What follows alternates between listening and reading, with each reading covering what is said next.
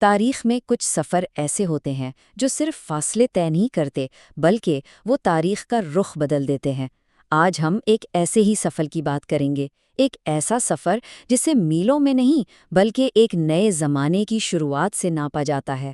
جی ہاں، یہ ہجرت کی داستان ہے، حکمت عملی، گہرے ایمان اور ایک ایسی امت کی پیدائش کی کہانی جس نے واقعی دنیا کو بدل کر رکھ دیا۔ ذرا تصور کیجئے، 622 عیسوی، مکہ کا شہر، اور شہر کی فضا میں یہی الفاظ گونج رہے تھے۔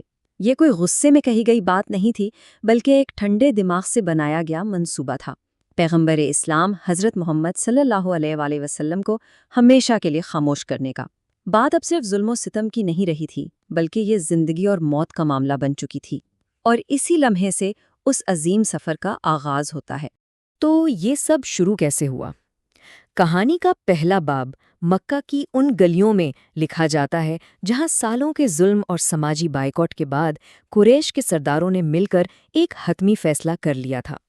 ان کے نزدیک بات چیت کا وقت اب ختم ہو چکا تھا، اور انہوں نے ایک آخری اور سب سے زیادہ پرتشدد حل نکالنے کی ٹھان لی۔ جب قریش یہ منصوبہ بنا رہے تھے، اس وقت نبی اکرم صلی اللہ علیہ وسلم مکہ میں تقریباً اکیلے تھے۔ زیادہ تر ساتھی تو محفوظ رہنے کے لیے پہلے ہی یثرب ہجرت کر چکے تھے۔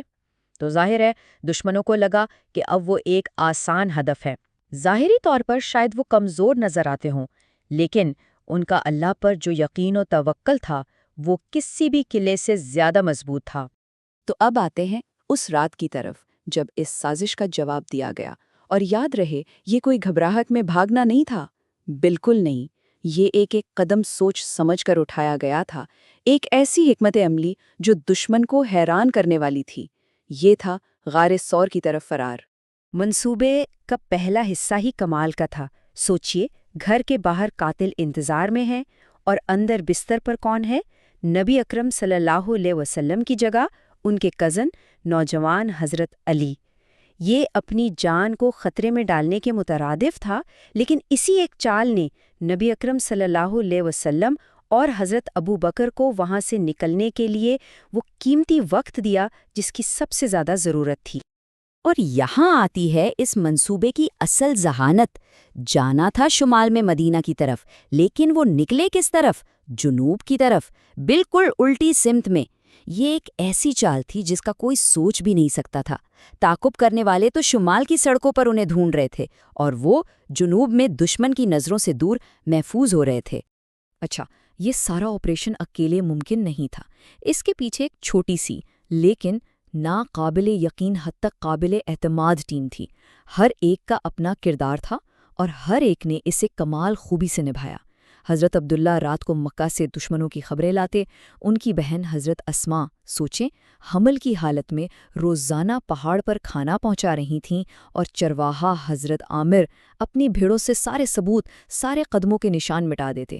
کیا کمال کا ٹیم ورک تھا جس نے انہیں 3 دن تک محفوظ رکھا، وہ بھی مکہ سے صرف چند کلومیٹر کے فاصلے پر۔ تو غار میں 3 دن چھپنے کے بعد اب شروع ہوتا ہے اصل سفر، اور یہ کوئی عام سفر نہیں تھا، بلکہ یہ تھا 400 کلومیٹر کا سفر، ایک ایسے بے رحم صحرا میں جہاں ہر قدم پر ایک نیا خطرہ منتظر تھا۔ یہاں ایک اور دلچسپ بات سامنے آتی ہے جو اس منصوبے کی گہرائی دکھاتی ہے۔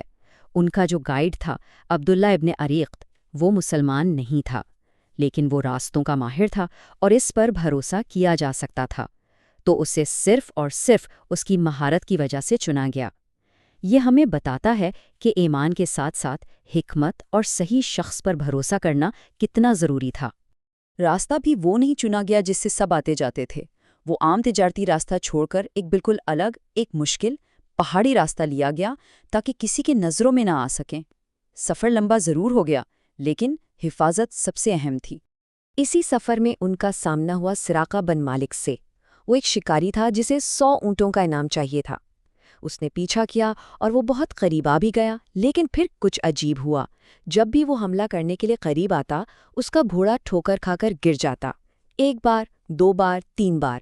آخر کار وہ سمجھ گیا کہ یہاں کچھ مافوق الفطرت ہو رہا ہے اور یہ کوئی عام لوگ نہیں ہیں۔ اس سخت سفر کے بیچ کہانی میں ایک پرسکون لمحہ بھی آتا ہے۔ قافلہ ایک خاتون معبد کے خیمے پر رکتا ہے، اور یہ چھوٹی سی ملاقات اس لیے تاریخ میں امر ہو گئی کیونکہ اس نے ہمیں نبی اکرم صلی اللہ علیہ وسلم کی شخصیت کی سب سے خوبصورت اور تفصیلی تصویروں میں سے ایک دی ہے۔ جب معبد نے بعد میں اپنے شوہر کو نبی اکرم صلی اللہ علیہ وآلہ وسلم کے بارے میں بتایا تو ان کے الفاظ کچھ یوں تھے۔ یہ الفاظ کسی کتاب سے نہیں آئے، یہ ایک عام خاتون کے پہلے تاثرات تھے جو صدیوں بعد بھی ہمارے دلوں کو چھو جاتے ہیں اور ان کی شخصیت کی ایک جھلک دکھاتے ہیں۔ خیر، اب سفر کا آخری مرحلہ شروع ہوتا ہے، اور یہاں کہانی کا رنگ خطرے اور پریشانی سے بدل کر خوشی اور امید کا ہو جاتا ہے۔ یثرب شہر میں، جو جلد ہی مدینۃ النبی کہلانے والا تھا، بے چینی سے انتظار ہو رہا تھا۔ آپ اس منظر کو ذرا محسوس کریں۔ مہینوں سے مدینہ کے لوگ روزانہ شہر سے باہر نکل کر انتظار کرتے، اور پھر ایک دن جب وہ دور سے نظر آئے تو پورے شہر میں جیسے جشن کا سماں بن گیا۔ چھتوں پر چڑھ کر لوگ خوشی کے گیت گا رہے تھے۔ مکہ کی دشمنی کے مقابلے میں مدینہ کا یہ پیار بھرا استقبال اس سفر کا ایک جذباتی عروج تھا۔ مدینہ پہنچ کر ہر قبیلے کا سردار چاہتا تھا کہ نبی اکرم صلی اللہ علیہ وسلم ان کے مہمان بنے۔ یہ ایک بہت بڑا اعزاز تھا، لیکن یہاں بھی آپ صلی اللہ علیہ وسلم نے ایک ایسی حکمت بھری بات کی جس نے سب کے دل جیت لیے۔ انہوں نے کسی کو نہیں چنا تاکہ کسی کو یہ نہ لگے کہ کسی ایک کو دوسرے پر فوقیت دی گئی ہے۔ انہوں نے بس اتنا کہا، اونٹنی کو چھوڑ دو، یہ حکم پر ہے۔ مطلب فیصلہ انسانوں پر نہیں بلکہ اللہ پر چھوڑ دیا گیا تھا۔ یہ توکل اور حکمت کی ایک بہترین مثال تھی۔